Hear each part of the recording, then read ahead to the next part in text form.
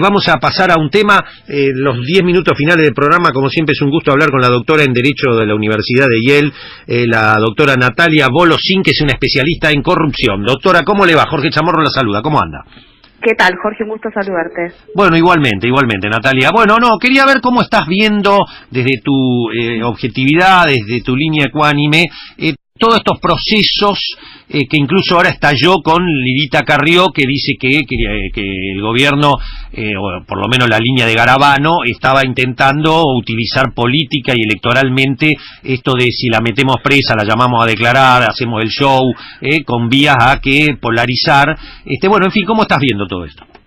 No, en relación a lo de ayer, me parece que, digamos, tal vez Garabano se expresó mal, digamos, o no fue del todo claro lo que dijo, pero en el fondo lo que dijo es razonable y es lo que él viene sosteniendo hace mucho tiempo. Y yo tengo realmente diferencias muy importantes con el ministro, especialmente en el marco de la actuación del ministerio en la causa AMIA, pero me parece que lo que dijo es bastante razonable y es coherente, como digo, con lo que siempre dijo, que es, digamos, ha habido claramente abusos en el uso de la prisión preventiva, no solo en la causa de los Cuadernos, sino en general.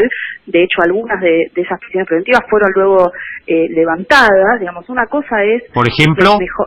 Bueno, digo, en el caso, la primera detención de Vudú, que la lleva adelante el juez Lijo, 2 días después de recibir una amenaza de que se le iba a iniciar un procedimiento en el Consejo de la Magistratura, que creo que era razonable que se iniciara, por otra parte, porque pareciera que el juez no puede explicar su patrimonio, pero claro, de manera muy llamativa, 2 días después de eso el juez detiene preventivamente a Vudú y la Cámara lo revoca. Yo en ese momento dije que me parecía que la detención estaba mal ordenada. Finalmente Vudú terminó detenido cuando lo condenaron en la causa Chicone, que fue otra causa, ¿no? Sí.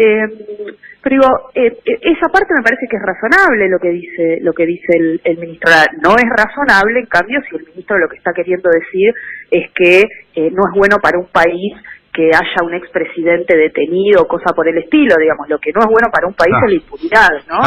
En ese sentido coincido con Carrió. Ahora, tampoco me parece que esto sea causal de juicio político. En todo caso es una opinión. Lo que sí me parece es que si la doctora Carrió tiene sospechas de que el propio gobierno del que forma parte, su fuerza política, tiene incidencia sobre la justicia, como todos pensamos que la tiene, porque todos los gobiernos la han tenido, lo que tal vez debiera hacer es, por ejemplo, pedirle al presidente que le dé transparencia a los fondos reservados de la ASI, de la ex-IDE, tal como Argentina se comprometió a hacer cuando firmó la solución amistosa con las víctimas, con los familiares de las víctimas de la AMIA en la Comisión Interamericana de Derechos Humanos en 2005.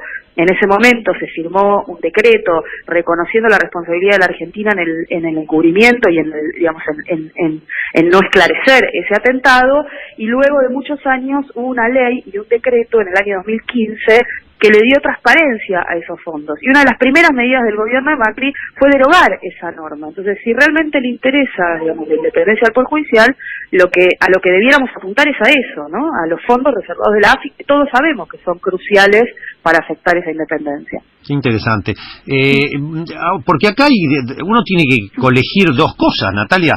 O efectivamente hay una manipulación de la justicia utilizando mediático, judicial y electoralmente el tema Cristina Fernández, o no tienen ninguna prueba y todo es un show, porque la verdad que uno no sabe qué pensar. No, yo no creo en ninguna de esas dos cosas. Bien. Digamos, yo creo que las causas son sólidas, todas, ¿no? Creo que hay elementos en por lo menos todas las que yo he visto como para que esas causas estén abiertas, avancen. Los procesamientos están bien, desde mi punto de vista, en su mayoría bien dictados. Sería importante que esas causas avancen a juicio oral, que es donde en definitiva se termina, digamos, de poner sobre la mesa la prueba que tiene la acusación y las partes pueden defenderse y los jueces, 3 jueces, no uno, pueden, digamos, decidir sobre si las personas son culpables o no.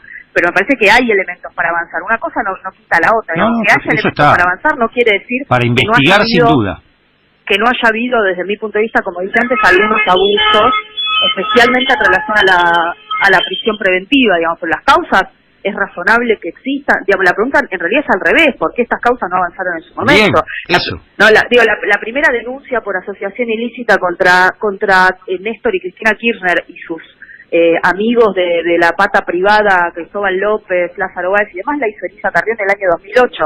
Esa causa estuvo muerta hasta el 2016. ¿Qué cambió? Bueno, cambió el gobierno. Ahora, eso no quiere decir que la causa no tuviera ya elementos en 2008, ¿no?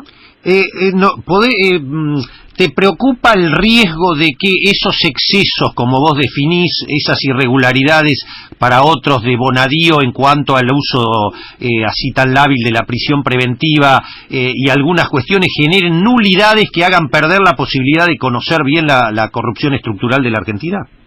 Bueno, lamentablemente esto ha pasado, ¿no? En otras causas en las que, bueno, muchas veces los jueces durante años no avanzan y después ante las demandas ciudadanas avanzan y a veces avanzan mal, ¿no? Yo creo que digamos, la cuestión de la prisión preventiva es una cuestión que no tiene por qué terminar afectando el buen curso de la investigación en relación a la prueba, digamos. Yo no creo, como algunos sostienen desde las defensas, básicamente, de los funcionarios y de los empresarios involucrados, que la prisión preventiva haya sido utilizada, digamos, como un arma de tortura y entonces esto implique la nulidad de todo lo que ocurrió después, digamos. La prueba está más allá de las prisiones preventivas. La evidencia no son solo las delaciones premiadas o, digamos, las declaraciones de los arrepentidos, porque de hecho la propia ley establece expresamente que no basta para condenar con las declaraciones de un arrepentido. Bien. Entonces hay otros elementos de prueba que tienen que ver con declaraciones testimoniales del encargado de la casa de Cristina Kirchner, del piloto del avión que llevaba los bolsos al sur, de digamos, la comparativa de quiénes volaban y en qué momento y después de reunirse con quién. Hay un pendrive que le secuestran al secretario Daval Medina en el que aparece, digamos, hay elementos, no es que solo se trata de las declaraciones de personas arrepentidas que fueron tentadas con la libertad, ¿no? Sí, la única que a mí me hace un poco de ruido, esto que por un testigo que dice, sí, a mí me parece que bien, pum, queda preso, la persona va y se es detenida, ahí me parece que hay un exceso, ¿no? Que por un solo testimonio... Como dije antes, me parece que ha habido excesos en varias causas en relación a la prisión preventiva. De todas maneras, yo lo dije en su momento, digamos, hay que ver cada caso particular, no son iguales todos los casos. Yo lo dije en su momento, la llamada doctrina Irurzun tiene un sentido, y ese sentido es que, mire, las causas de corrupción no son distintas a las demás, ¿no? Entonces, si hay elementos objetivos, no sea que la persona esté a derecho, se presente cada vez que la llaman, si hay elementos objetivos de peligro, riesgo procesal, de fuga, de entorpecimiento de la investigación, esas personas deben ser detenidas porque esta es la excepción. Correcto. Digamos, en relación a la regla siempre es la libertad, y en ese aspecto los acusados de corrupción no son distintos al resto de los mortales en Argentina. Eso me parece que es correcto. Ahora, después, en algunas causas, como dije, me parece que ha habido algunos abusos. Me quedan 10 segundos, Natalia, tu opinión en cuanto a las causas, como pasa siempre en la justicia, ¿no? Que tocan a este gobierno hoy, como el tema de los aportes truchos, tema offshore y una serie de cuestiones. ¿Te parece que hay la misma velocidad? No, y no la va a haber, digamos, como tampoco la hubo en su momento con las causas que afectan hoy al kirchnerismo, cuando el kirchnerismo estaba en el poder. O sea, empíricamente está demostrado que en la Argentina los jueces y los fiscales avanzan cuando el poder ya no está. Por eso en general tampoco se avanza contra el sector privado, porque ese es un poder permanente, está siempre, ¿no? Entonces, la pregunta es qué vamos a hacer a futuro para darle independencia e incentivos al Poder Judicial y al Ministerio Público Fiscal para que avancen contra el poder cuando todavía está ahí, ¿no? Mañana Paolo Roca, ¿qué pensás que puede pasar?